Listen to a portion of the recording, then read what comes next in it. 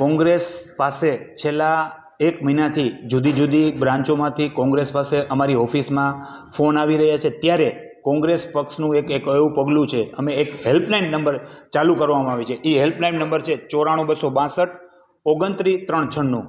જે ભ્રષ્ટાચાર મુદ્દે જે આ સરકારીમાં જે ઓફિસોમાં ભ્રષ્ટાચાર માગે છે એ અમારો સંપર્ક કરી શકે છે. એ લોકો જે અરજદાર હશે એને ન્યાય આપવામાં આવશે, એટલે અમે હેલ્પલાઇન નંબર ચાલુ કરવામાં આવી છે.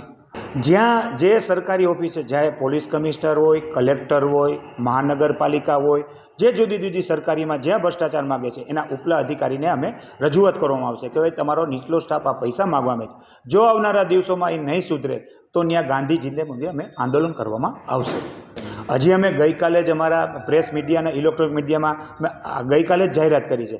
આવનારા દિવસો જેવો પ્રતિભાવ મળશે એનો પૂર્ણ અમને ખાતરી. છેલ્લા ગુજરાતની અંદર ભાજપનું શાસન 35 વર્ષ થયા છે. સમગ્ર ગુજરાતની અંદર ભાજપે એવું સૂત્ર આપ્યું હતું, ભય, ભૂખ અને ભ્રષ્ટાચાર માફ કરીશું. આજ સુધી કોઈ પણ વાતને એને તથ્ય આપવામાં નથી. આખા ગુજરાતની અંદર ડુપ્લિકેટ જ નીકળે છે, બધું ડુપ્લિકેટ છે. આ સરકાર પણ ડુપ્લિકેટ છે, એટલે ભ્રષ્ટાચારે બહુ માજા મૂકી છે.